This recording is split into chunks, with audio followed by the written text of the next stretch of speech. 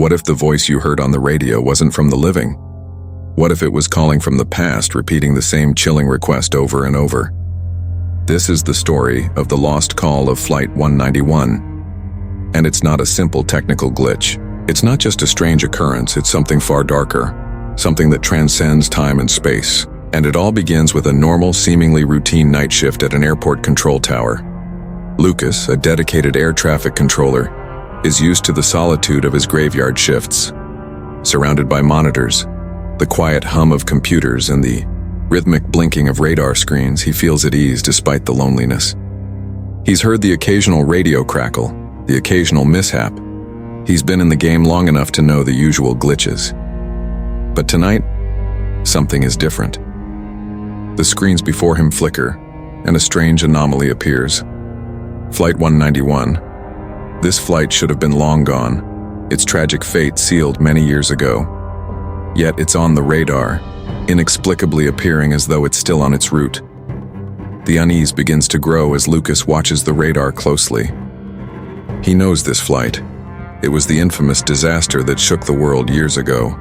A plane that crashed, killing everyone aboard, leaving only wreckage and unanswered questions.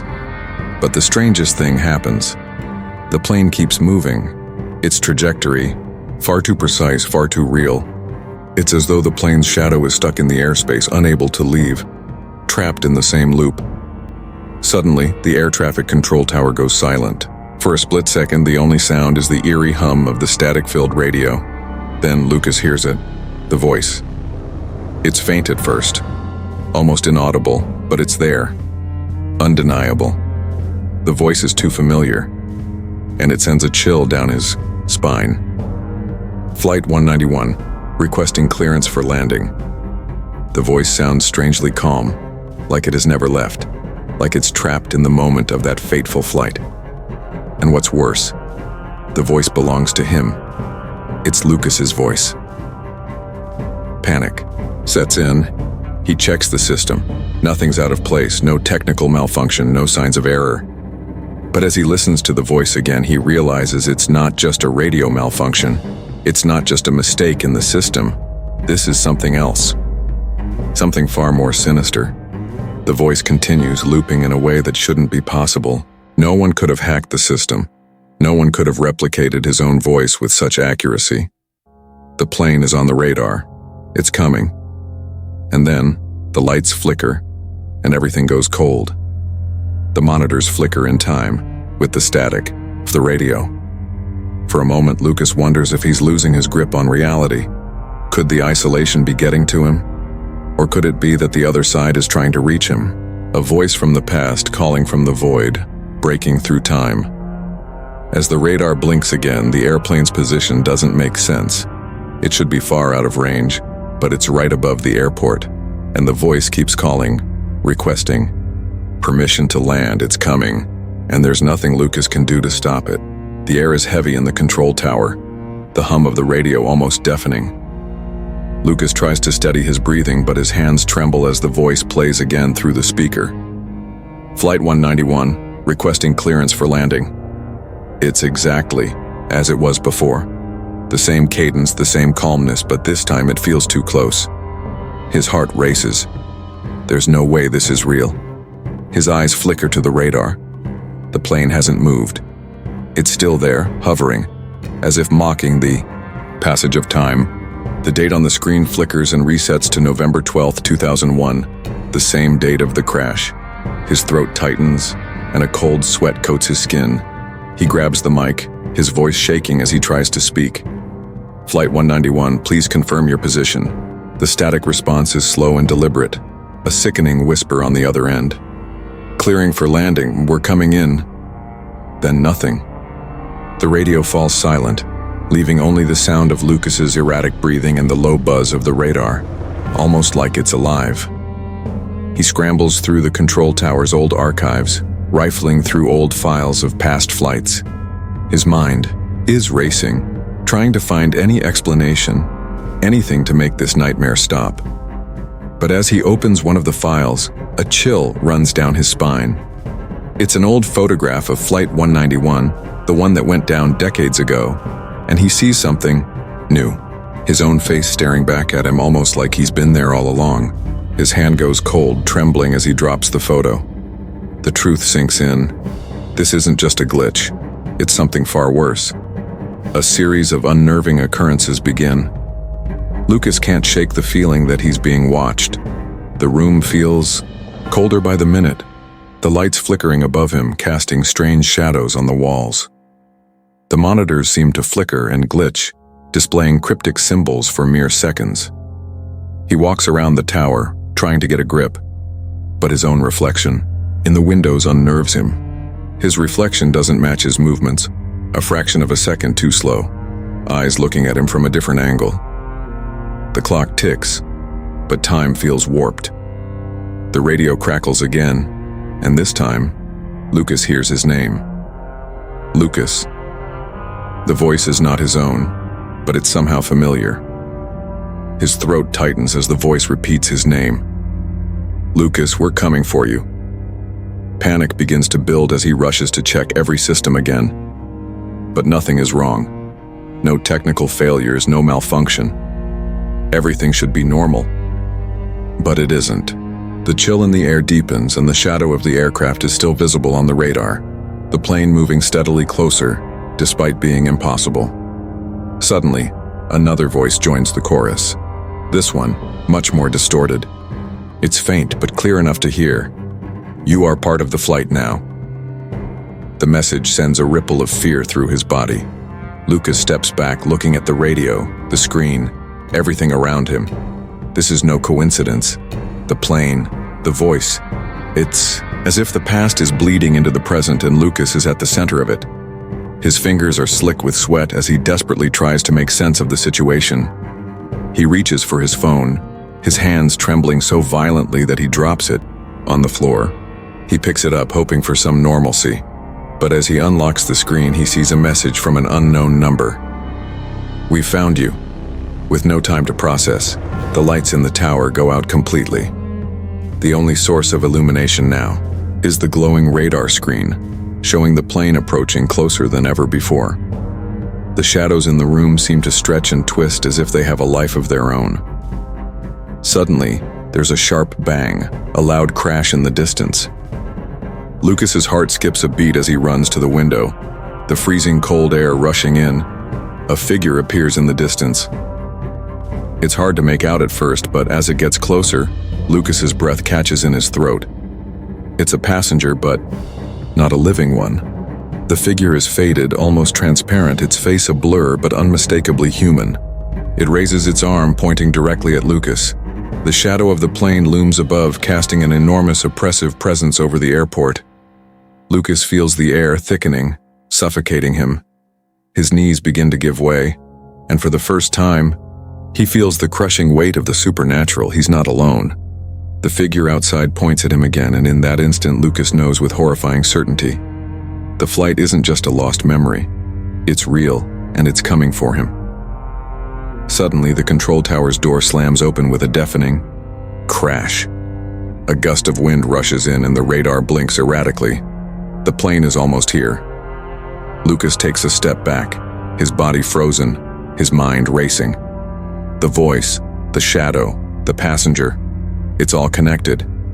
He has no time left. The sound of the radio crackles loudly, shattering the silence. Lucas's heart pounds in his chest as the voice speaks again, this time clearer than ever.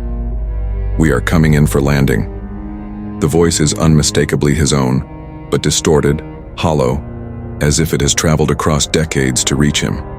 His mind spins as the words echo in his ears. This can't be real. This can't be happening. His hands are shaking uncontrollably now. The radar screen before him flickers once more. And for a split second, it's as if the world around him bends.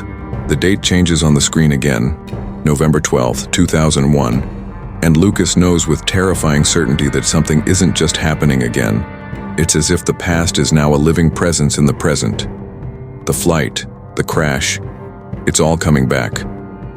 But it's not just a memory, it's a horrific reality unfolding. The plane on the radar has moved closer, far too close. It should have been miles away, but now it's hovering directly over the runway, as though the boundaries of time and space no longer matter. The tower's door slams shut behind him with an unnatural force, making the walls tremble. The room grows cold, a suffocating chill that fills his lungs. His breath becomes shallow and the hum of the monitors grows deafening. Every sound is magnified, every shadow distorted, and the voice, his voice, becomes a constant presence, repeating the same words over and over. Suddenly the lights flicker, plunging the room into darkness for a fleeting moment. Lucas's mind races, fighting to comprehend what is happening. Then the lights return, but the control tower feels wrong, as though it has become something else, something older, decayed. The shadows in the room stretch unnaturally, as if the very fabric of time is warping around him. The air smells stale, thick with an electric tension. He turns to the window. The airfield outside is shrouded in mist, and in the distance a shape becomes clearer. It's a figure walking toward him with deliberate slowness. The figure is not fully human, its form distorted, as if its body exists in a state between the living and the dead. It has no distinct features, just a vague silhouette, but Lucas knows with a gut-wrenching certainty that this is no hallucination. This is real. This figure is here for him. The radio crackles again and the voice speaks, slower this time with a menacing tone. "We have arrived, Lucas." His name.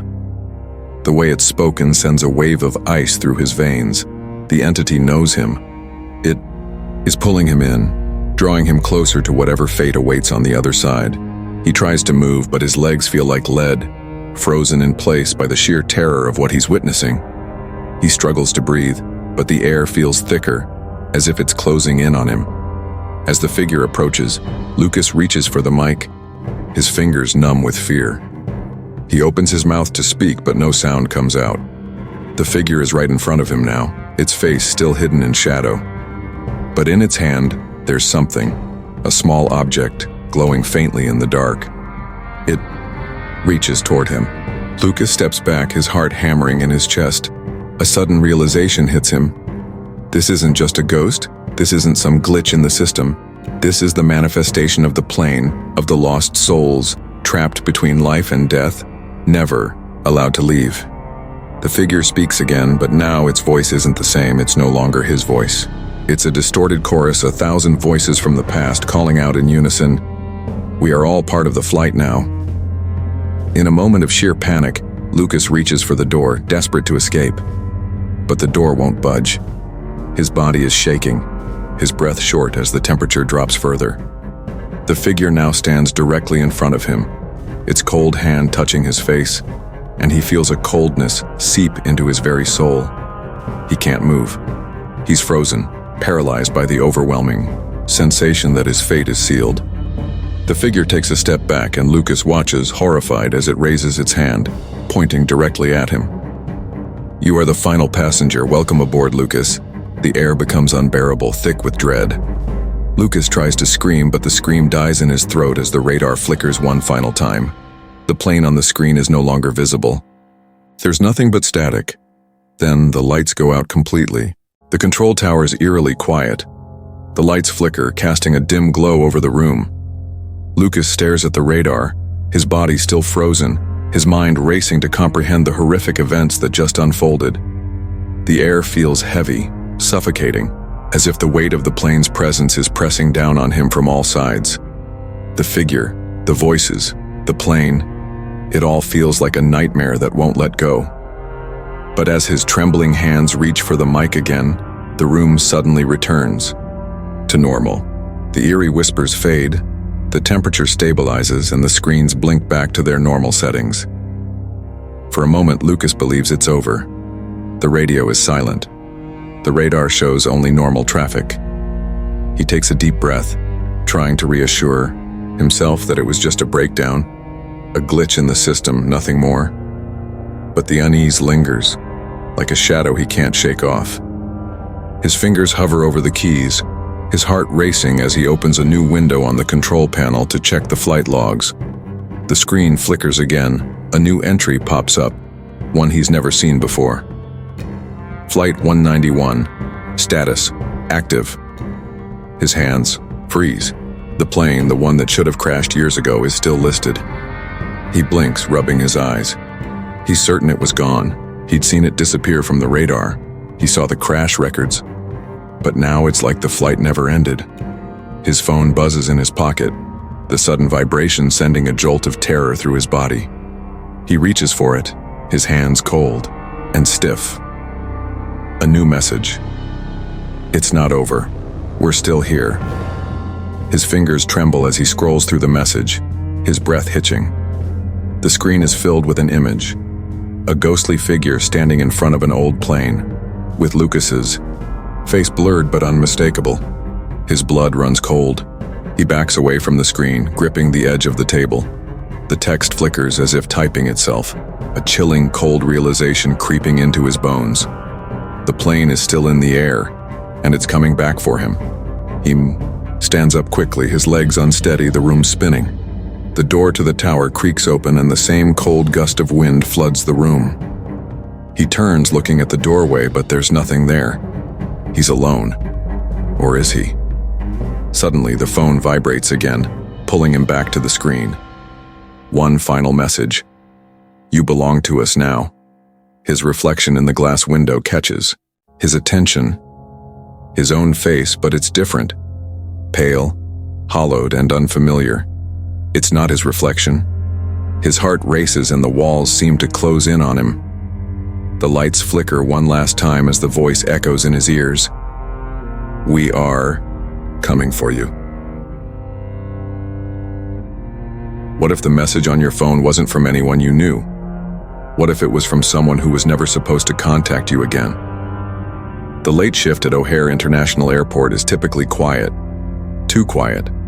For Sarah, it's almost peaceful. She knows that no one else will come through. The last flight is long gone, and soon, she can leave this empty terminal and finally go home. That's the plan anyway. But plans don't always go as expected. It all started with a message. A simple text on her phone. I'm still here. Help me. At first, Sarah thought it was just some prank, a friend messing around. But then the phone buzzed again. You know me, Sarah. She had seen this number before. It was David Halloran.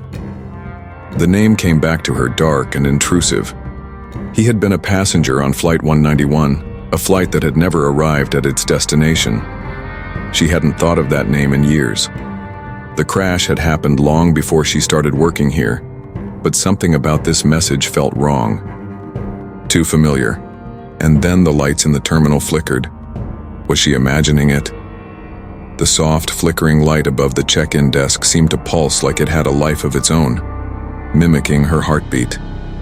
Every time she checked her phone, the message came back, becoming more urgent, more alive.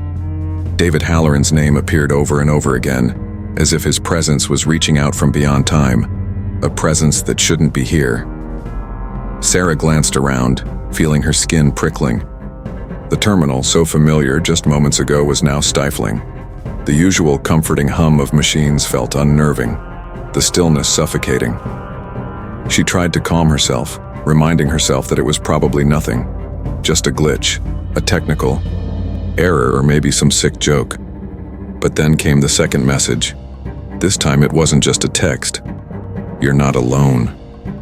Her heart skipped a beat. The room seemed to close in. The mist outside, which had been creeping through the door cracks, suddenly grew thicker. Sarah turned back to her phone, desperately trying to clear her mind. It was impossible. There was no way David Halloran could still be here. He was dead, gone with that plane crash. But the message kept coming, over and over. Help me. I'm still here. What if the ghosts of the past don't stay dead? What if they just wait, and what if you're the one they've been waiting for? Sarah glanced nervously at her phone, her fingers trembling as she reread the message from David Halloran. She felt a cold sweat forming on the back of her neck. Help me, I'm still here. The words, the name, kept echoing in her mind. She had heard about the crash, seen the headlines years ago, but she never thought the past could reach out like this. A message from beyond the grave? It was impossible. But every part of her, every instinct told her it wasn't just a prank. The terminal felt different. The air was heavier, as though something was pressing against her chest, making it difficult to breathe.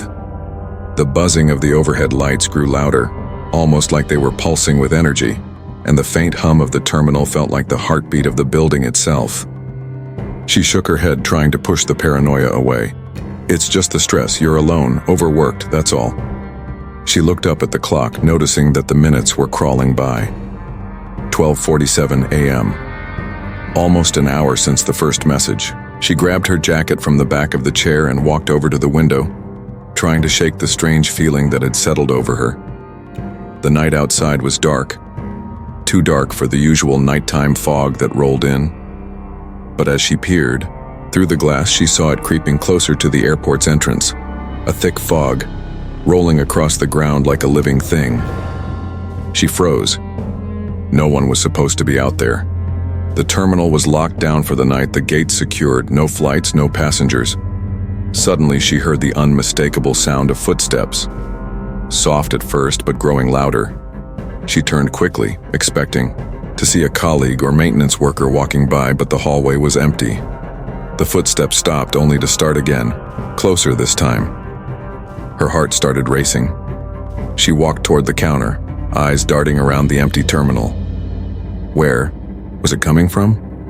Her phone buzzed again, this time with a message she didn't recognize. "I'm still here, waiting for you." The hair on the back of her neck stood up. She turned back to the glass, looking out at the fog again. It was too thick. Something about it felt wrong, like it wasn't supposed to be there. Something unnatural. But when she tried to dismiss it, she noticed something else. A shape moving slowly through the mist, obscured by the fog, but undeniably there. It was a figure, tall, with long limbs that seemed to stretch unnaturally in the fog. Sarah's breath caught in her throat. She grabbed her phone again, hands shaking as she scrolled through the terminal's security footage app. But when she checked the cameras, there was nothing. The figure had disappeared from the footage. The fog outside remained, but the cameras couldn't capture what was out there. As her phone buzzed yet again, Sarah realized the terrifying truth. She wasn't alone. The figure wasn't just outside, it was inside, somehow reaching through the veil of technology to speak directly to her. "You can't escape. You belong to us." Her hands clenched into fists. The voice was real. The presence was real. It was here with her, and the more she tried to deny it, the more real it became. The cold, suffocating air wasn't from the fog. It was something else, something that was now closing in on her. The intercom system crackled to life. "Sarah." The voice, the same voice from the texts, whispered her name over the speakers. She looked up at the ceiling, her mind racing. How could it be possible? How could it be reaching her through every device in the terminal? It was too precise, too direct. And yet there it was. A voice she hadn't heard in years. David Halloran's voice. "Don't turn around, Sarah. You're not alone." The words froze her to the spot. Her body refused to move, even as her instinct screamed at her to run. She turned toward the door, desperate for escape, but the terminal door was now locked. The handle wouldn't turn. The screen above the door flickered, showing a new message. "The last flight has arrived." It was impossible. There was no flight due to land. The airport had no scheduled arrivals. But the message was there, staring back at her. She rushed back to the control desk, checking the surveillance system again, trying to find any trace of the figure in the footage. The video feed was still empty. There were no signs of movement on the camera, but the shadows near the exit were growing. Longer, the dark figure that had appeared outside the terminal was now creeping through the fog, and it was coming for her. Sarah's pulse quickened as the temperature in the terminal dropped further. She could see her breath now, heavy and visible, in the air. The hum of the building intensified, almost pulsing, vibrating through her chest as though the airport itself was alive. The fog outside had now entered the terminal, seeping through the cracks in the walls and doors. And through the fog, Sarah saw a face, David Halloran's face, pale, distorted, and impossibly still alive. Her phone buzzed again, the screen flashing with a message. "You can't leave, you never will." She ran to the door once more, banging on it with all her strength. But it was no use. The terminal had become a cage. She was trapped inside, with no way out. The door wouldn't budge. She turned around, and that's when she saw him again. The figure now standing directly in front of her. David Halloran's ghost, his eyes hollow and dark. Sarah's breath was shallow, her heart pounding in her chest. Every instinct screamed at her to run, but she couldn't. The terminal doors were locked. She was trapped in the suffocating fog, with no way out. The figure in the mist, David, Halloran's ghost, loomed closer, his hollow eyes fixed on her. He was moving now, coming toward her with an unsettling, slow pace. "You're not alone, Sarah." The voice echoed through the terminal. It wasn't just coming from him. It was coming from everywhere, as if the air itself was speaking to her. "You never were." She stumbled back, her legs shaking beneath her as her fingers gripped the cold metal counter. Her mind raced. She needed to escape, but she couldn't even breathe properly with the mist so thick around her. The temperature dropped even further, and now she could see her breath fogging up in front of her, mixing with the growing cloud of mist that had consumed the entire room. It wasn't just the atmosphere. It was alive, pulsing, pressing in on her from all sides. Her phone buzzed again, but this time she didn't want to look. She was already terrified by the fact that the messages hadn't stopped. Yet something compelled her to glance at the screen. It was David's name again, flashing as a new message appeared. "You are part of this now." The walls seemed to close in on her, the floor beneath her feet seeming to shift as if the ground wasn't real anymore. It was like the airport itself was folding into something else. The sound of footsteps continued, but now they were coming from behind her. No, from all sides. They echoed in the silence, too loud, too steady. They were coming toward her, the passengers, all of them, the ones who never left. She backed up, against the counter, clutching at it, her fingers cold against the smooth surface. Her phone buzzed again. Her entire body trembled as she hesitantly opened the message, even though she knew it was from David. The message read, "We've been waiting for you." As if on cue, the air around her seemed to twitch, like something was being dragged from beneath the fog. Then it spoke again, but this time it wasn't David's voice. It was an imposter, a mimic.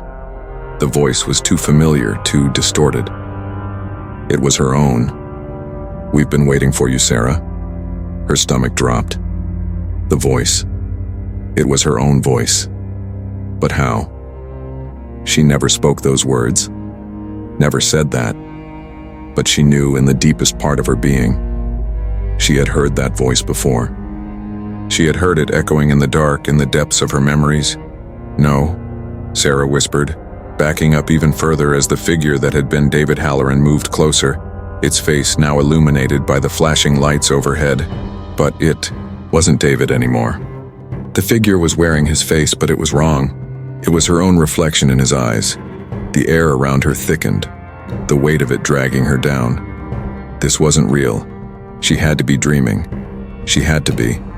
But every part of her, every ounce of her mind, told her this was all too real. And then the truth hit her like a freight train. The ghost of David Halloran, the fog, the voice, it had all been waiting for her. She was never supposed to leave. She was part of the cycle. Her entire life had been leading to this moment.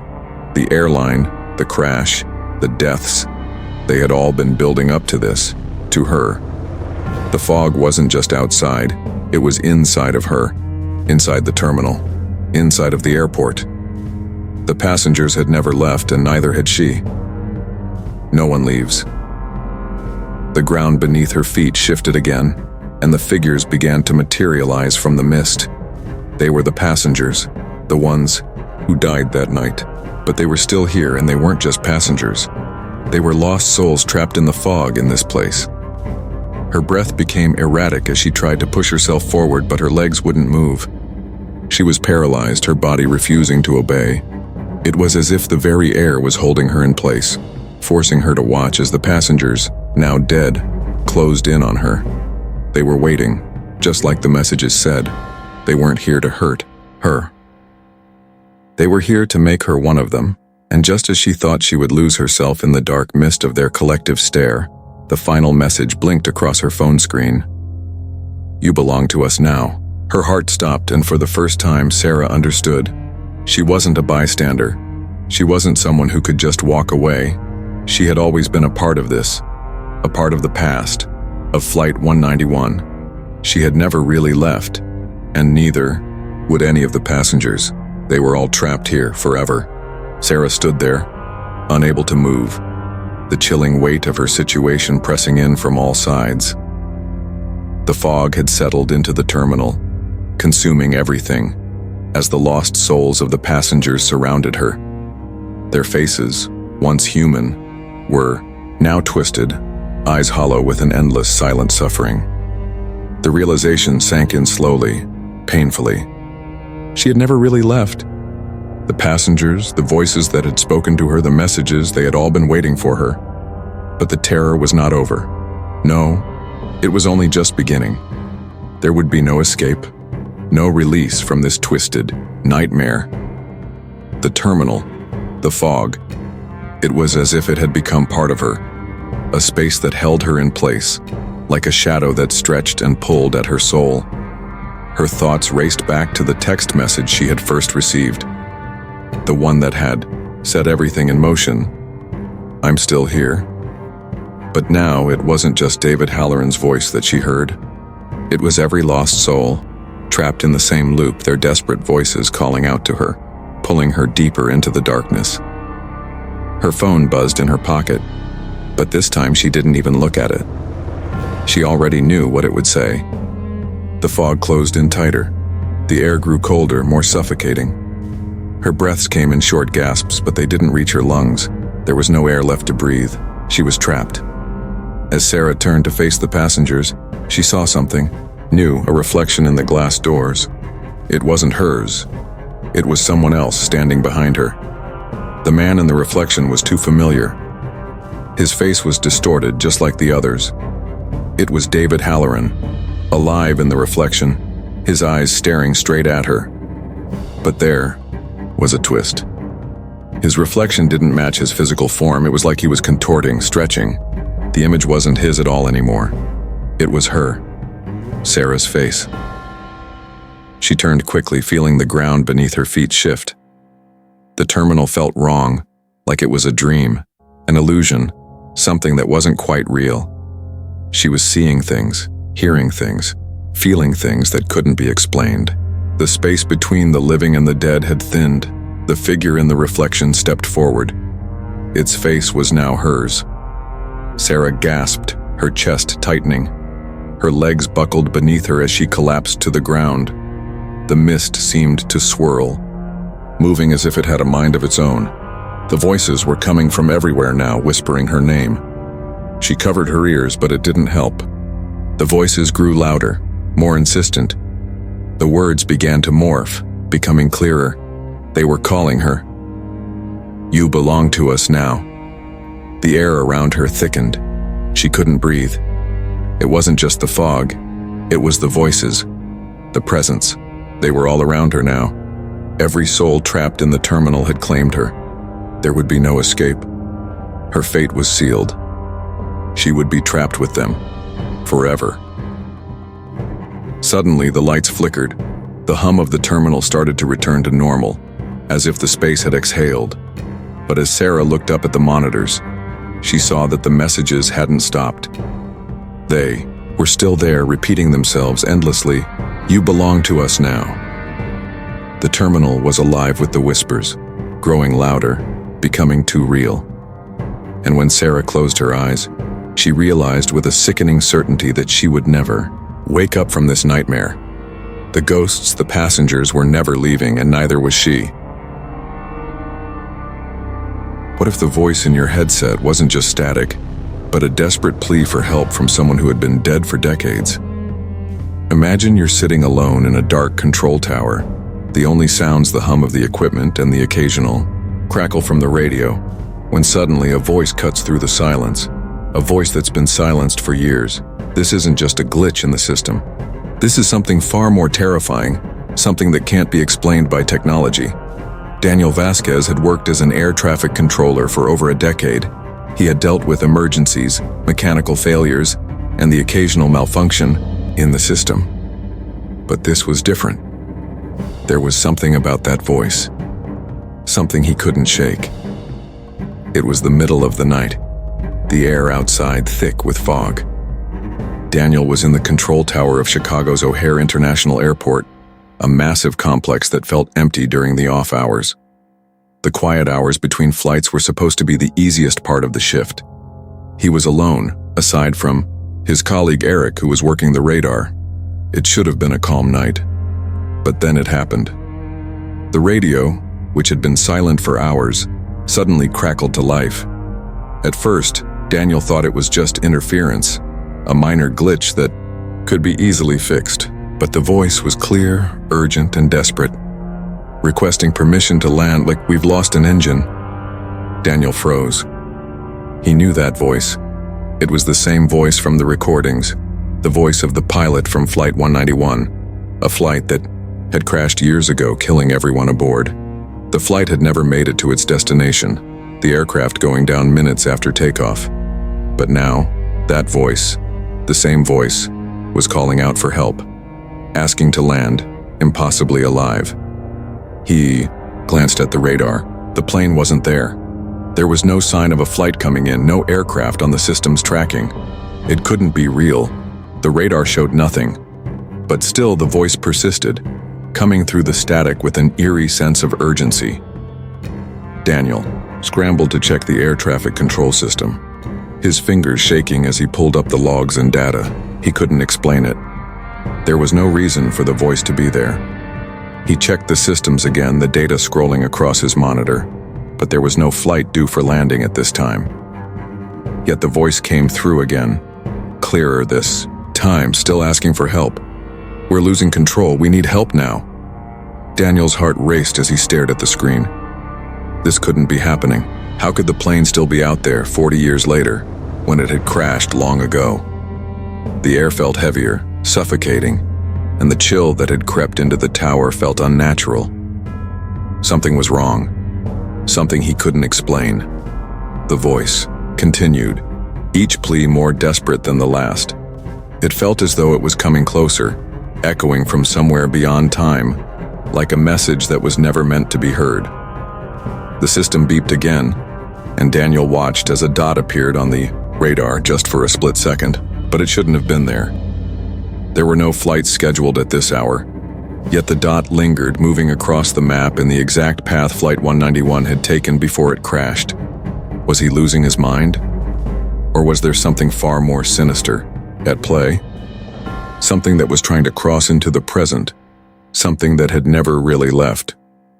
Daniel sat frozen in the control tower, staring at the radar screen as the dot representing Flight 191 slowly moved toward the airport. It shouldn't have been there. There shouldn't have been a flight at all. Yet the radar wasn't lying. The dot was moving steadily along the path, mimicking the flight pattern of the doomed plane from decades ago. The voice crackled through the radio again, this time with a new sense of urgency. "We're losing control. We need help." He tried to calm himself, telling himself it was some sort of mistake. Maybe a malfunction in the radar system, a glitch in the radio. But that voice, it sounded too real, too alive. Daniel turned to Eric, his colleague, who was sitting at the radar station across the room. Eric had been the one to warn him about strange signals earlier in the week, but Daniel hadn't taken him seriously. Now he wasn't so sure. "Eric, are you hearing this?" Daniel asked, his voice shaky. Eric didn't respond. He was staring at the radar, his face pale. "Eric," Daniel repeated, but his colleague didn't move. That's when Daniel noticed it. Eric wasn't blinking. His eyes were wide open, staring at the screen as if he were hypnotized. His fingers rested still on the control panel, not moving, not responding. It was as if he was no longer in the room with Daniel. He was just there. Daniel walked over to Eric, shaking him lightly at first. When that didn't work, he shook him harder. "Eric, snap out of it," Daniel shouted. But nothing happened.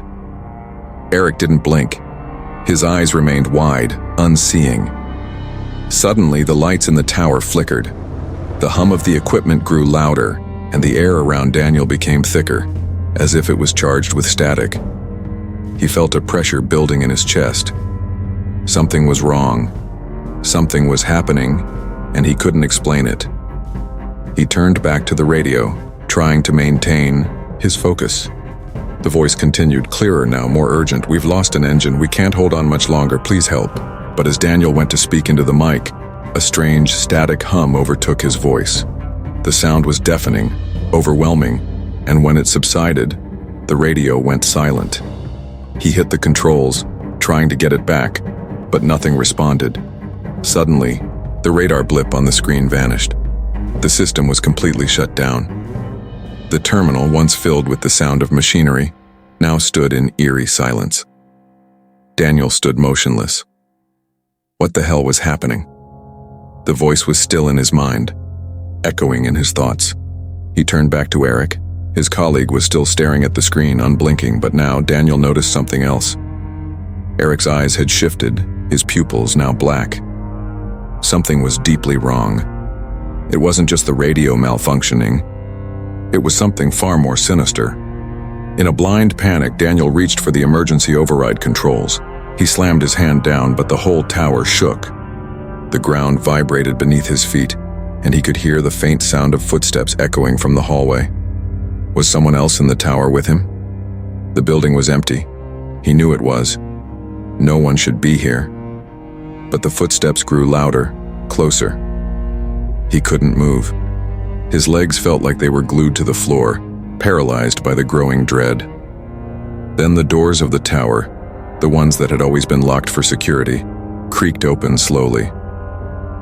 From the crack, Daniel could see nothing but darkness. The fog that had been rolling outside the windows had now poured into the tower, thickening the air, swallowing everything in its path. Daniel didn't know what to do. Every instinct told him to run, but the fog had him cornered. He couldn't even see to the other side of the room. His mind raced. What had happened to Eric? What was going on with the radar? Was this all a dream? Or was it something far worse? The radio crackled again. This time the voice was distorted. We're here, and you're with us now." Daniel's breath caught in his throat. The voice was no longer just a plea for help. It was an invitation. Something had crossed the line between the past and the present, and now it was here with him. Then, the temperature in the tower dropped drastically. Daniel could see his own breath in the air, swirling around him like smoke. The fog outside had infiltrated every corner of the building, filling the room with an unearthly chill.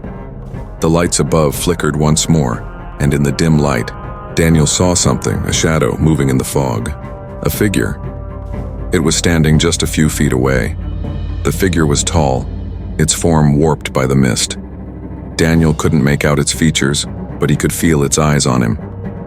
He stepped back, but his legs gave out, and he fell to the floor. He looked up, and the figure stepped closer, its presence suffocating. The voice spoke again, but this time it wasn't from the radio.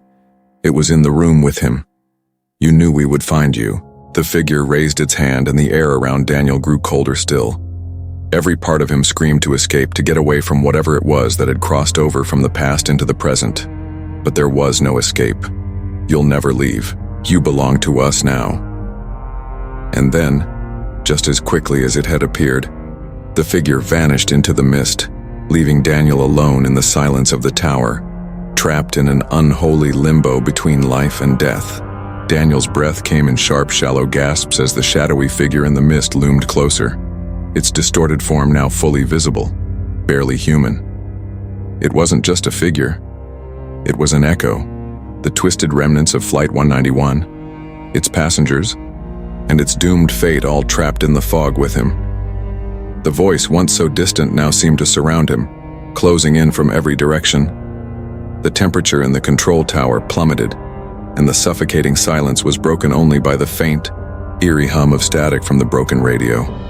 The air itself felt wrong, It was as though the very atmosphere was charged with an unnatural energy, vibrating with a terrible, unseen force.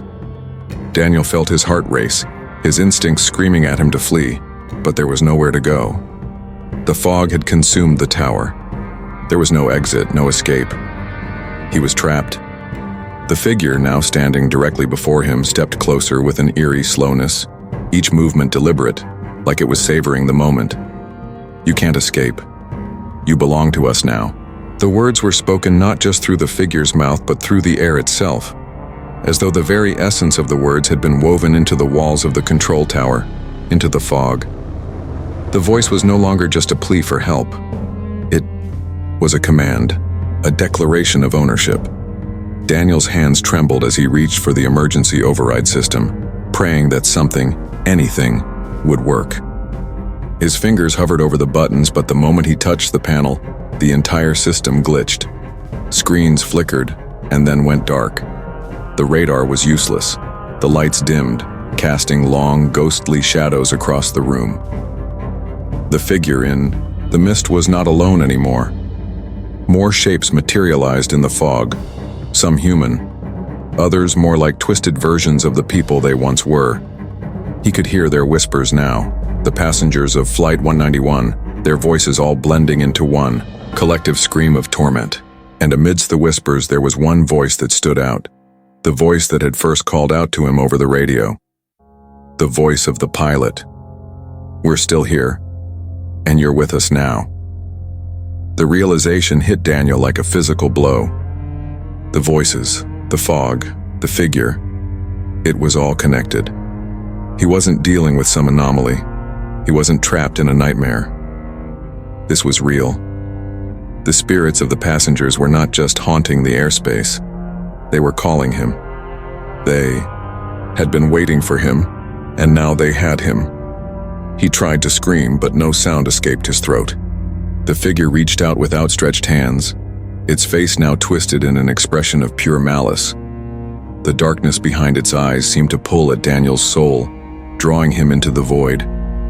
He couldn't look away. "You knew we would come back." The figure's voice echoed in his mind, and for a moment Daniel couldn't tell where the voice was coming from. Was it the figure? The passengers? Or was it his own mind being twisted by whatever force had taken hold of the tower? He could feel his mind unraveling, the walls of reality bending and breaking around him.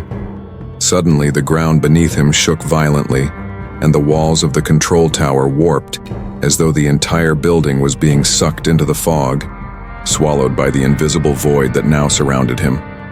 The air was thick with the oppressive weight of despair. He couldn't breathe. The fog was everywhere now, seeping into his lungs, his skin, his mind. Desperate, Daniel lunged for the door, but it wouldn't budge. It was as if the door had fused into the wall, becoming a part of the mist itself, no longer a barrier but a seal. The fog was everywhere, closing in on him, suffocating him, swallowing him whole. And then, in the final moment of clarity before the darkness overtook him, Daniel saw it, the reflection of himself in the control room's glass. But it wasn't him anymore. His face was hollow, his eyes dark and empty. The figure standing before him in the fog was no longer just a ghost. It was his reflection. He had become one of them. The last thing Daniel heard before everything went dark was the final message, the voice of the pilot echoing in his mind. "You will never leave." The darkness closed in on Daniel, and the oppressive weight of the fog seemed to stretch on forever. He could feel it wrapping around him, suffocating him, as if the very air had turned against him. The figures of the passengers, now more tangible than ever, loomed over him, their hollow eyes staring into his soul. Their whispers surrounded him so close that he could feel their voices vibrating in his bones. But he was no longer just a spectator. He had become one of them, a part of the endless loop forever bound to the tragedy of Flight 191. As the fog continued to consume him, Daniel understood the horrible truth. There was no escape. He had tried to run, tried to make sense of it all, but it was too late. The fog was not just a barrier, it was a trap, and he was already caught in its web. The control tower had become a prison, And now, Daniel was one of the lost souls that roamed its halls. The familiar hum of the equipment was gone, replaced by the unsettling silence that hung over everything. The lights had long since gone out, and the only source of illumination was the faint glow of the radar, now reduced to a single flickering. Daniel's breath, shallow and labored, was the only sound in the tower. He looked around, but everything was still. The room frozen in time, as though it had ceased to exist in the real world. He was no longer in control. The spirits of the passengers had taken over, and they would never leave. They would never move on. They were trapped in the same endless cycle, waiting for someone new to join them. And now, Daniel had become part of that cycle. He couldn't move, couldn't escape. The walls of the tower felt like they were closing in on him, squeezing the life out of him. But it wasn't just the physical space that was suffocating him. It was the overwhelming sense of dread, of knowing that he was forever bound to the tragedy of Flight 191. Then, something shifted in the air. The static on the radio began to crackle again, but this time the voice was different. It wasn't just the pilot's voice. It was everyone. The passengers, the crew. They were speaking together now, their voices echoing through the radio as, "One, you can never leave." The words rang in his ears, reverberating through his skull. He had never been meant to leave. But as the voice faded, something even more terrifying happened.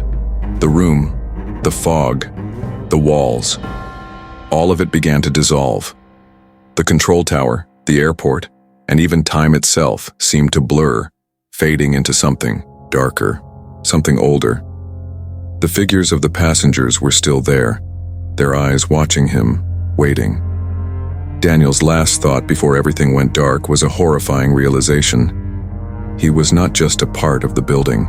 He was the building now, part of the fog, part of the passengers' endless journey, trapped in the never-ending loop of Flight 191.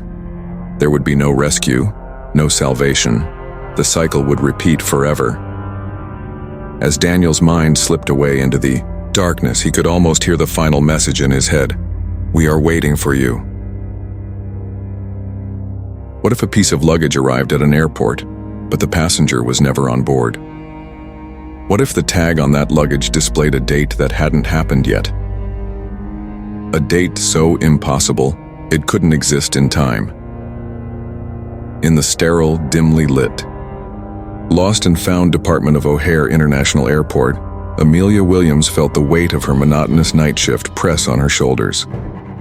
The quiet of the airport's off hours was usually comforting, but tonight, the stillness felt unnatural, as though the very air was charged with something out of place. Most employees had left, but she stayed behind as usual, alone in the basement-like department where forgotten luggage was stashed, out of sight and out of mind. Amelia's routine had never changed much, until tonight. As Amelia sorted through a pile of forgotten bags, she couldn't shake the sensation that she wasn't alone. The fluorescent lights overhead buzzed softly, the only sound in the cavernous room. But something had shifted. The hairs on the back of her neck prickled. She glanced at the camera feed, but there was no one there. It was then that she spotted it, an unmarked bag tucked behind a row of others. No name, no identification, and most unsettling of all, a tag that had the wrong date on it. Curiosity drew her in, and she carefully picked up the strange piece of luggage. The date on the tag was 2 years into the future, an impossibility. As she examined it more closely, she noticed something else. The tag had a strange glow, almost as if it was alive. Amelia's pulse quickened. She ran her fingers over the tag again, but before she could process what she was seeing, the radio crackled to life. Amelia froze. The radio was never used during late hours. It was supposed to be silent. Amelia. The voice on the other end was distorted but unmistakable. She recognized it. It was the voice of a pilot she had never met, but somehow knew. The voice of a lost passenger, one who had never arrived. The hairs on her arms stood up. How could this be happening? The airport security system had just checked in an hour ago, and no one else was supposed to be in the lost and found. But there it was, the voice, urgent, yet calm, speaking directly to her. "I am still waiting for you, Amelia. You know me." Her throat tightened, a lump of dread forming as the static intensified. She looked around the dim room, wondering if someone was playing a prank. But the silence in the air was oppressive, and the weight of the moment was suffocating. Amelia rushed to check the footage on the surveillance system, but to her horror, the cameras were no longer showing the usual feeds. They were showing static, broken lines of random interference. The figures on the monitors seemed to move in unnatural ways, flickering and distorting as if they were warping the reality around her. The radio crackled again. "You need to find me. You need to stop what is happening. It's already too late." Amelia's pulse raced. She couldn't breathe. She tried to convince herself it was a prank, but she knew better. This wasn't just a glitch. Something was happening at the airport. A supernatural disturbance, perhaps connected to the lost luggage, the strange tag, and the voice that was calling to her from somewhere deep within the terminals. But who was it? And why did they know her name? As she stared at the glowing luggage tag, her mind raced through the darkened halls of the airport, searching for answers. But the truth she was about to uncover would pull her into a nightmare that no one would believe. Amelia couldn't shake the eerie feeling that had settled over her, like a cold hand on the back of her neck. The radio crackled again, but this time, the voice was not clear. It was fragmented, as though it was fighting to break through the static. She clutched the mysterious luggage tag, her fingers trembling as she scanned the blurred text. The name, David Halloran, was familiar in an unsettling way.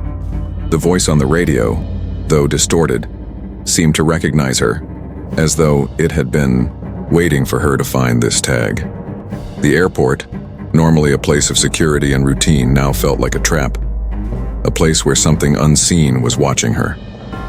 The tags of other luggage were similarly distorted. Amelia continued to inspect the bags, but now she could hear footsteps coming from the hallway. She froze. The air was thick, as if the fog outside had made its way into the airport itself. She walked slowly toward the door, trying to stay as quiet as possible, but when she looked through the small window, no one was there. The shadows in the hallway flickered strangely, stretching as if alive. Amelia turned back to the luggage. It was only then that she noticed something far worse. The bags were shifting slightly, just enough to make her feel uncomfortable. She could see them moving on their own, ever so slightly, like they were trying to reposition themselves as if they knew they were being watched. The radio crackled again, and a low, disjointed whisper slithered from the speakers. "You shouldn't have opened them, Amelia." Her heart raced. How did the voice know her name? Her mind scrambled, trying to process what was happening. It couldn't be real. The bags couldn't be moving. The voice couldn't be coming from the air.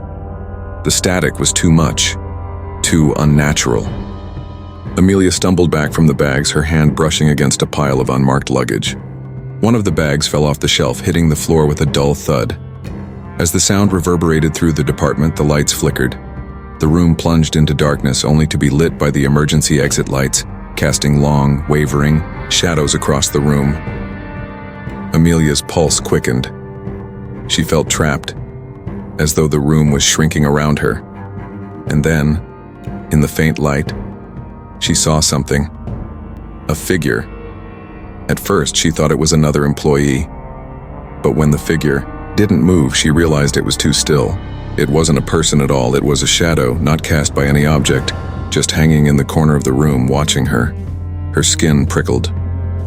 She took a slow step backward, but her foot caught on a bag, sending it tumbling to the floor. The shadow didn't move, but the air seemed to grow colder, more oppressive. Amelia turned her head, trying to dismiss the growing panic in her chest. She reached for her phone to call for help, but when she unlocked the screen, it was blank. No calls, no messages, nothing at all. The battery wasn't dead. The phone just refused to respond. Suddenly, the intercom buzzed, the same mechanical voice as before, but this time it was clearer. It echoed through the room, and its words felt too personal, too real. "Amelia, you've opened the door. You found us." Amelia dropped the phone, her hands trembling. Her breath caught in her throat. She glanced over at the luggage again. The bags were no longer still. They were moving. On their own. One of the tags fluttered in the light, glowing faintly, and Amelia's eyes snapped to it. The name on the bag read David Halloran, again. This time it wasn't just a coincidence. The tags, the luggage, the voice, they were all connected, bound together in some unholy way that she couldn't understand. And there was no rational explanation for what was happening. She turned back to the room, heart pounding in her chest. The figure in the corner seemed to be closer now, sliding across the floor with eerie, silent movement. Its eyes glowed, piercing, bright, empty. It wasn't human, it was wrong, an unnatural manifestation of the lost souls trapped in time. A loud crash suddenly sounded from behind her. Amelia spun around, eyes wide with panic. She saw something dark shifting in the corner. A bag had opened, spilling its contents across the floor. A flash of light erupted from the open luggage, blinding her for a split second. When her vision cleared, the contents were no longer there, only darkness. The intercom clicked on again. The voice came through, smooth and clear, as though it was all a reality that she could no longer escape from. Amelia, we are all waiting for you. You've opened the door. The baggage was never lost, it's waiting for you to take your place. Her heart stopped. The luggage, the voices, the figures. They weren't just objects. They weren't simply lost things. They were souls, trapped in some limbo between life and death, waiting for someone to fill the empty space they had left behind. And that someone was her. Amelia was the one who had brought them back. She was now part of the lost luggage. She ran for the door, but it slammed shut with an impossible force. The walls around her shifting and stretching, as though the entire room was collapsing inward. The fog had filled the room, and the figures, the lost passengers, were closing in. The last thing she heard before the room fell silent was the voice, whispering directly into her ear. "It's too late, Amelia. You belong to us now." Amelia's heart raced, her breath coming in quick, shallow gasps as the fog swirled around her. The air grew thick, cold, as if it was trying to suffocate her. The walls of the lost and found department seemed to close in, distorting with every step she took. The shadows were no longer confined to corners, they were following her, creeping closer like something alive. The voice from the intercom had stopped. For a moment, everything felt eerily still. But then she felt it. The pressure in the room. It wasn't just the temperature dropping. It was as though the air itself had turned dense, making it impossible to breathe. Amelia reached for her phone, trying to call for help, but the screen flickered, flashing erratically. Each time she tried to dial, the signal cut out. It was as if the world around her was muting, erasing her ability to communicate with reality. "I'm trapped," she whispered to herself. The realization hit like a cold slap. She wasn't just locked in the room. She was locked in time, in this airport that seemed to exist in two worlds, pulling at the fabric of the present and the past. Suddenly, the radio crackled again. But this time, it wasn't the usual distortion. The voice was clear. Too clear. "You've opened the door, Amelia. We've been waiting for you." Amelia turned, wide-eyed, toward the voice. The shadow she had seen earlier moved. It wasn't just standing still anymore. It was sliding across the floor, its shape shifting and contorting with every step it took. Her pulse raced. No, no, no. She needed to get out of here. She needed to find a way to leave this nightmare. But the door, the window, everything felt like it was pressing in on her. She stumbled backward, but her legs were shaking, her body refusing to move any faster. The fog had filled the room, closing off her escape routes. The figure, the shape, whatever it was now almost upon her. In the distorted light, the figure took form, its face a twisted mockery of a human being. It was wearing a dirty uniform, the same one she had seen on the luggage tags. The eyes were empty, black holes, as if the soul had been sucked from the body, leaving only the hollow remnants behind. The voice was no longer a whisper. It was a command, an invitation. "Amelia, you belong to us now." The realization hit her like a freight train. This wasn't just about lost luggage. This was about lost souls. The passengers of Flight 191, they weren't just waiting for her. They had been following her, waiting for the right moment to draw her into their endless cycle. They were trapped in time, and now she was too. They were the luggage. They had always been the luggage, and she had unknowingly become part of their cursed collection. She turned, running, her shoes sliding on the floor. But as she reached for the door, it slammed shut with an impossible force. Her hand couldn't even grasp the handle. It was as though the door had merged with the walls. She pulled and pulled, but nothing happened. It was as though the very space around her was alive, refusing to let her go. The shadows, no, the lost souls were closing in, and there was no way out. The voice came through the intercom again. The words were clearer now. "You've opened the baggage, Amelia. Now, it's time for you to join us. Forever." Amelia spun around, searching for anything that could help her. A way out, a way to escape. But all she saw was the endless stretch of fog, the figures standing silent and still. They weren't just standing there. They were waiting for her, to be consumed by the same curse that had bound them. She turned back to the pile of luggage, her mind scrambling for some sense of control, some rational explanation. She spotted the bag with David Halloran's name, the same face she had seen in the shadowy figure's eyes. The bags weren't just filled with forgotten belongings. They were filled with memories, souls, trapped in an endless loop between life and death. And now she was part of it. Amelia's hand shot out, but before she could touch the bag, the lights flickered, flickering out entirely. The room went completely dark. The only thing left was the sound of her breathing, shallow, panicked, as she collapsed to the floor. And then a whisper, a voice, cold and direct, filled the void. "You belong to us. You are one of us now." The sound of footsteps echoed in, the darkness. It wasn't just one pair of footsteps, it was an army of them, all closing in, surrounding her. Amelia tried to move, but her body was frozen, paralyzed by an unseen force. She could feel the weight of the lost souls, pressing on her chest, suffocating her. There was nowhere left to run. The voice repeated, louder this time, the final warning. "You are the luggage now." And with that, the darkness swallowed her whole, leaving nothing but the echoes of the lost souls, calling out to the next person, the next victim, who would inevitably become part of their cursed baggage. Amelia's mind raced in the dark, her body shaking with fear, as she realized she was no longer in control of her own fate. The shadowy figures of the passengers, the lost souls, were no longer mere echoes of the past. They were part of her, a permanent fixture in her reality. Her mind refused to believe it, but every instinct in her body screamed that this nightmare was only just beginning. The last few moments felt like they happened in slow motion. Her breath came in ragged gasps as the suffocating presence of the figures closed in around her. Her head spun, her body trembling uncontrollably, and just as she thought she might pass out from the sheer terror, everything stopped. The voices, the shadows, the endless fog. For a split second, there was nothing.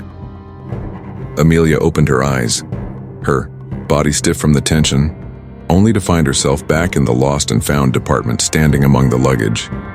The bags, the same ones that had once moved of their own accord, were now perfectly still.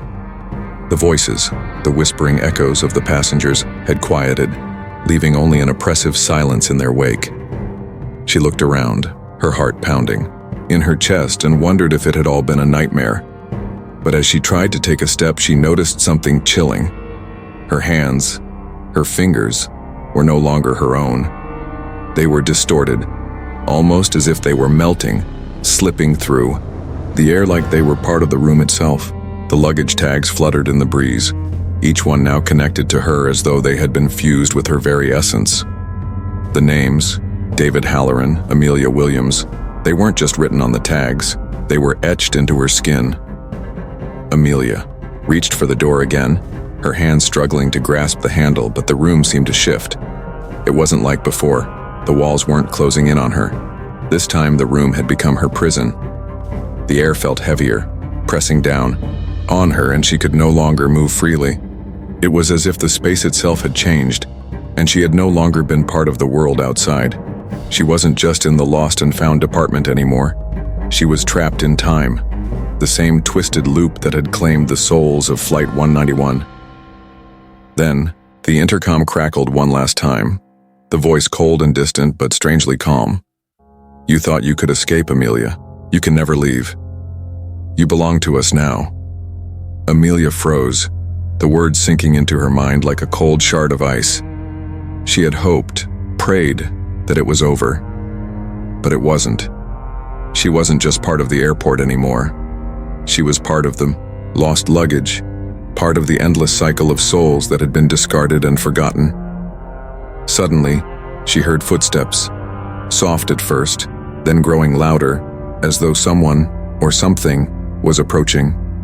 Amelia turned, and in the fog that had begun to creep back into the room, she saw the shadowy figures of the passengers, their hollow eyes locked on her. They were walking toward her, but they were no longer trapped in the fog. They were free, now. They had been waiting for her. In that moment, Amelia realized that there was no escape. The voices, the figures, the cursed luggage, it was all part of the same endless loop, and she was now part of it too. She had opened the door to the past, and the past had claimed her. She was the next piece of luggage destined to be lost forever, just like the others. No one would ever find her. But the worst part was the realization that, like the others before her, she would never truly be lost.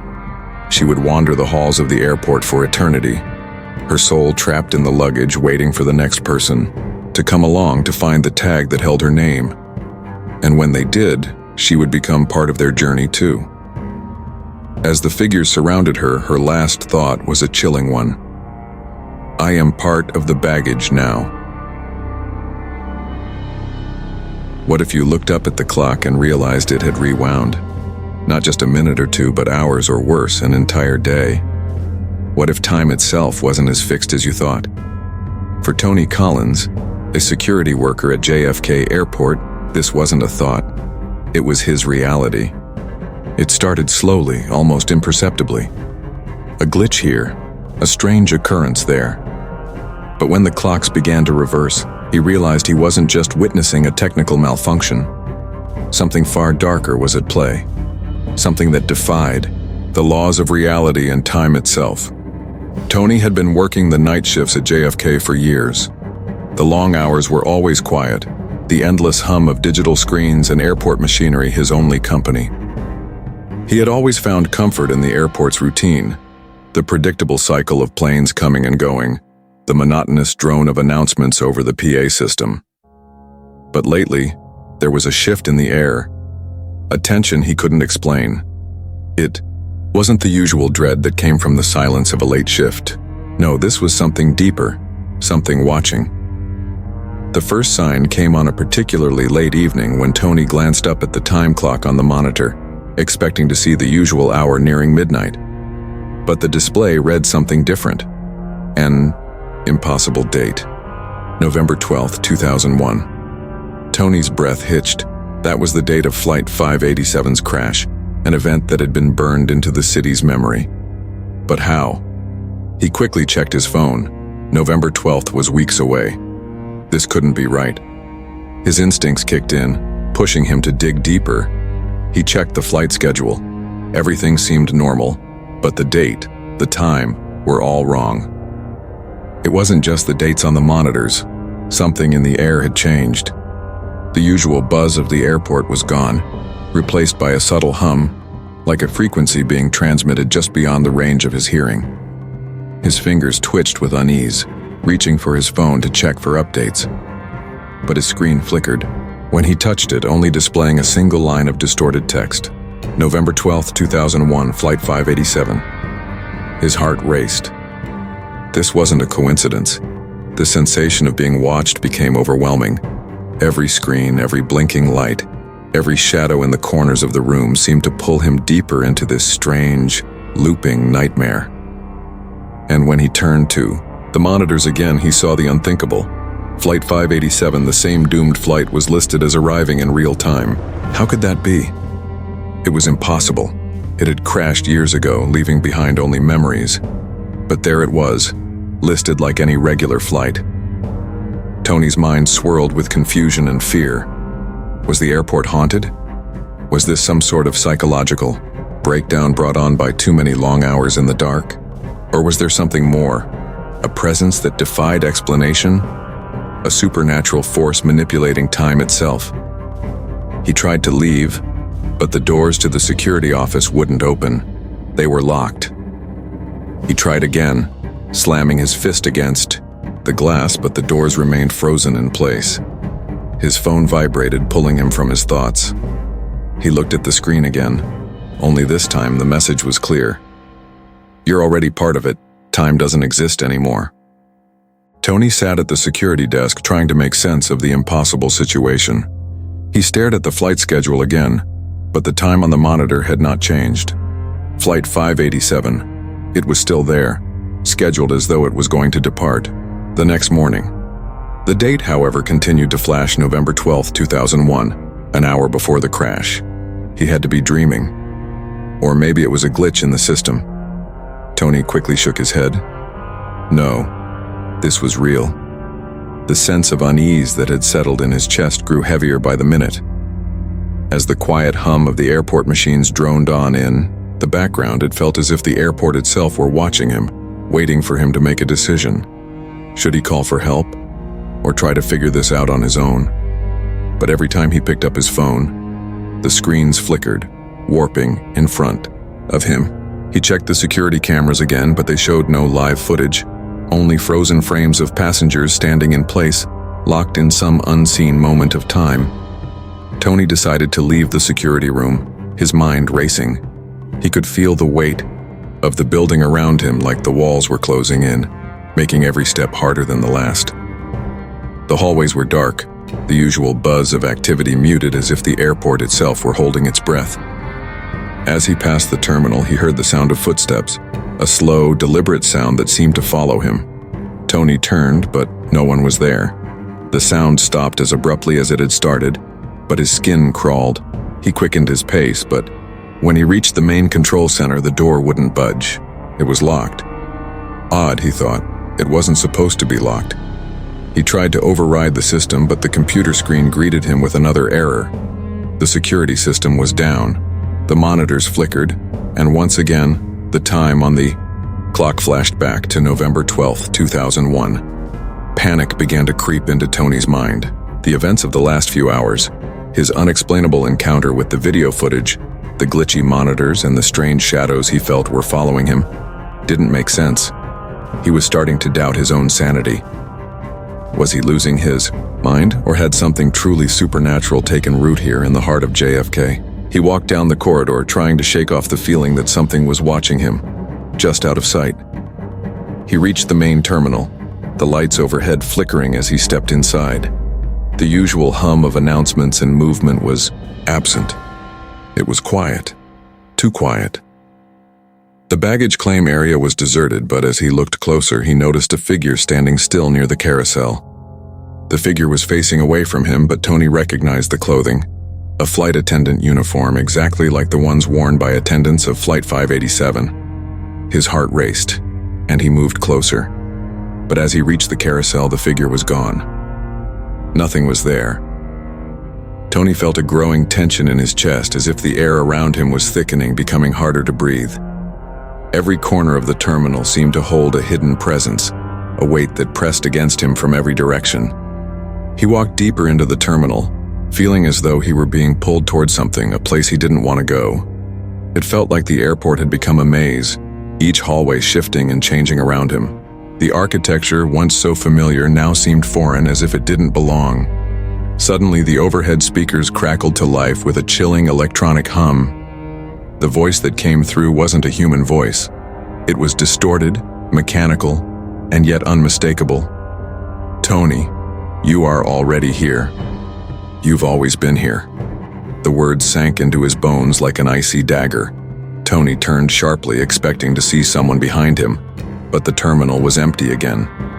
The footsteps were back, But this time, they were louder, closer, as though they were inside his head. His mind reeled. The voice, it was too familiar.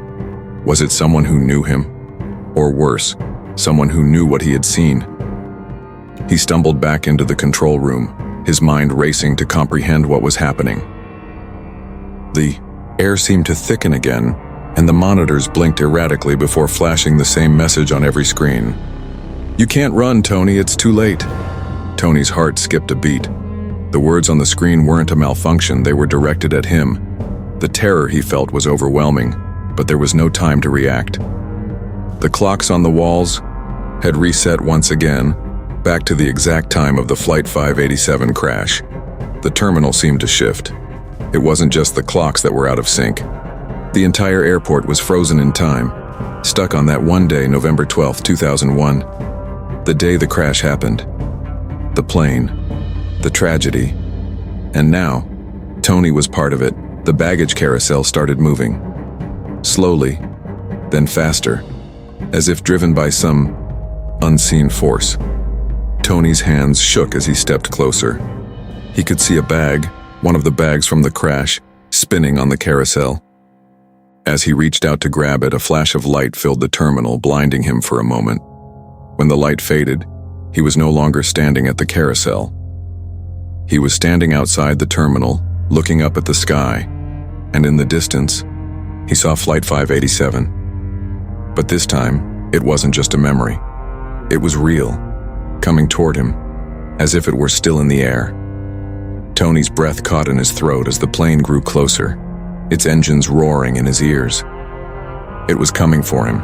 Tony's heart hammered in his chest as he stood frozen at the edge of the tarmac, watching in horrified disbelief as Flight 587, the same flight, the same doomed plane, rushed toward him. The roar of the engines drowned out everything else, and he could feel the ground trembling beneath his feet. He tried to run, his legs screaming for him to move, but his body refused to cooperate. It was as though the world had slowed, pulling him into the vortex of an impending disaster that he could neither escape nor understand. His pulse quickened as the plane grew larger, its shadow swallowing him whole. It wasn't just a memory. It wasn't just a ghostly vision. The plane was coming for him, pulling him into the very moment of its tragic end. Time seemed to distort around him, warping into a sickening blur. The familiar skyline of the airport twisted, flickered, and suddenly appeared ancient like an image from the past, faded and unrecognizable. Tony stumbled back, the ground beneath him buckling as if the airport itself were alive. He fell to the concrete, his body shaking, his eyes wide in terror, unable to comprehend what was happening. Was he seeing things? Or was he trapped inside some kind of time loop, reliving the moment of the crash over and over again? Was he part of the accident now? A passenger who never left? He closed his eyes, desperate for it all to stop. But when he opened them again, he wasn't on the tarmac anymore. He was back in the security room, staring at the same monitors. The date, November 12, 2001, flashed on every screen. The flight was still there, listed as arriving. It was impossible. The crash had already happened. He had seen the wreckage, witnessed the aftermath. Yet here it was, repeating itself, forcing him to confront the uncontrollable reality that time had no meaning in this twisted space. He reached for the phone again, his fingers trembling as he tried to call for help. But the screen was black. Nothing. His phone had become just another piece of dead technology, useless, trapped in the same cycle. Tony tried to leave the room, but the door wouldn't budge. The walls felt like they were closing in. The air was heavy, oppressive, filled with the sound of whispers. He could hear them now, louder, clearer than ever before.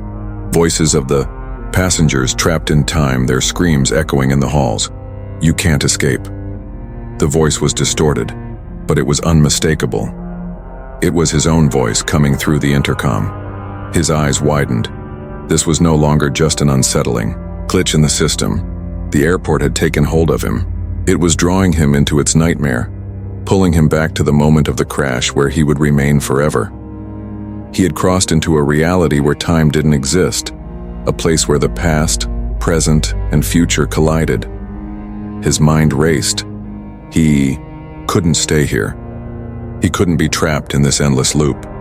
But every attempt to leave failed. Every hallway was an endless mirror of the last. Every door was locked. Every monitor twisted reality.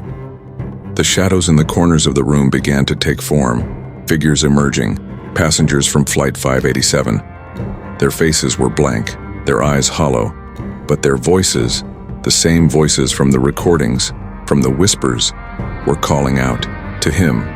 They were beckoning him to join them. It's time for you to board. The voice wasn't a suggestion. It was an order. It was not just the passenger speaking. It was the airport itself, forcing him into its cycle of endless death and rebirth.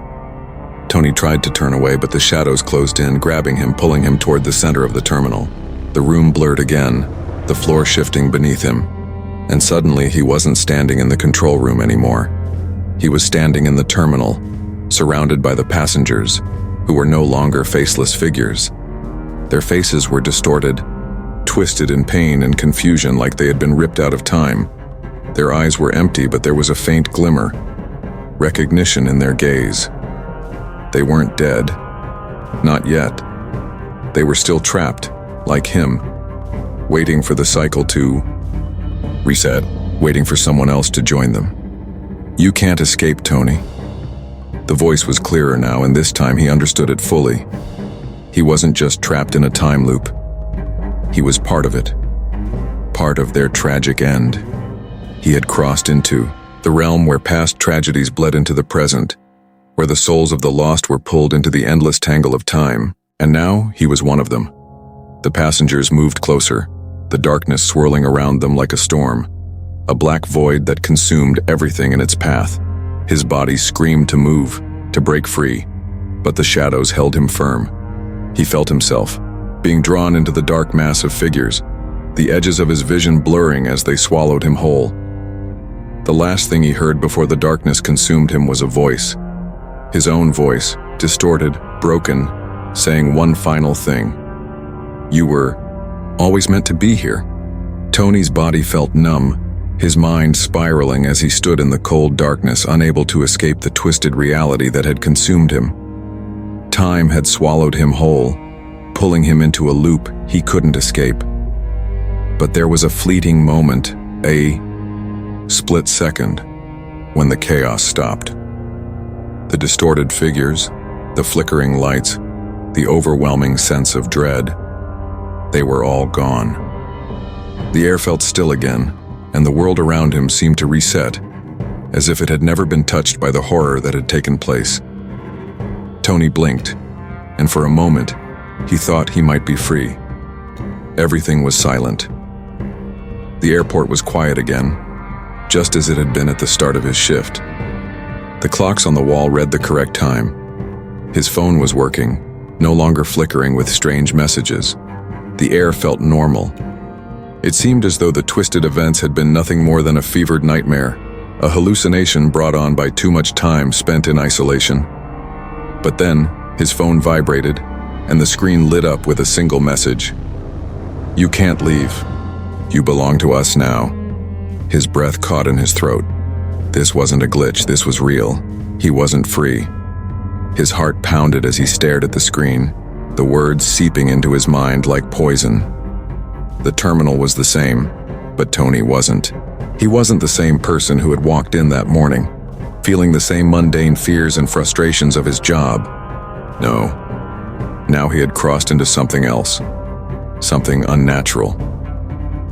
The door to the security room was unlocked, and Tony instinctively walked out, hoping for a sense of relief. But as he stepped into the hallway, the shadows stretched out before him, warping and shifting into familiar shapes. Figures. The passengers. Their faces, their voices, their memories. They were all here, alive in a way that defied time itself. The air thickened again, and Tony could hear their whispers. You were always meant to join us. Time doesn't let go. He wanted to scream, to fight, but he had no energy left. He had been broken, bent into the shape of this cycle, a part of this haunting loop that would never end. He couldn't run. He couldn't hide. The airport had become his cage, and the souls trapped here, trapped in time, were now his companions for eternity. Tony took one final look at the monitors, the same screens that had haunted him for hours. The flight schedule was still there. Flight 587 still marked as on time. He was staring at the screen, but the numbers, the letters, shifted as he watched. A name appeared, Tony Collins. He recoiled, his fingers trembling as they hovered over the keyboard, trying to change it, trying to erase his name. But it was no use. The screen flickered once, and the message appeared again. You are part of the baggage now. The walls seemed to pulse around him, the familiar setting of the airport now a nightmare maze of distorted memories. He was trapped in the past, caught in a cycle that would repeat endlessly, a passenger on a flight that never took off. The past had come alive and had swallowed him whole. Tony's final breath echoed in the silence of the terminal. There was no escape. He was forever stuck, an eternal passenger on a flight bound for nowhere. The lost souls would never leave. They would always return, and they would always bring new ones with them. As the airport's lights flickered last time Tony's figure vanished into the shadows. The clocks reset and the terminal stood still again, waiting for the next victim. And in the distance, the roar of Flight 587 could be heard, faint but ever present. You've witnessed the terror that Tony faced, the unsettling loop, the unshakable presence of Flight 587, and the distorted reality of time itself. But what if it was you standing there, trapped in a never-ending cycle of past tragedies? What would you have done? Would you have been able to break free? Or would you have become part of the story, just like Tony? Share your thoughts in the comments. Do you think Tony could have escaped? Or was he already doomed from the start? Have you ever experienced something so unsettling that it felt like time was against you, pulling you into its twisted grip? Tell us your paranormal experiences and share any strange events you've encountered. Your stories might just inspire our next chilling narrative. If you crave more terrifying tales like this one, subscribe now. Every story here will leave you questioning reality, with real horror and unsolved mysteries you won't find anywhere else. And don't forget to hit the notification bell because the next story might just bring you face to face with your own nightmare.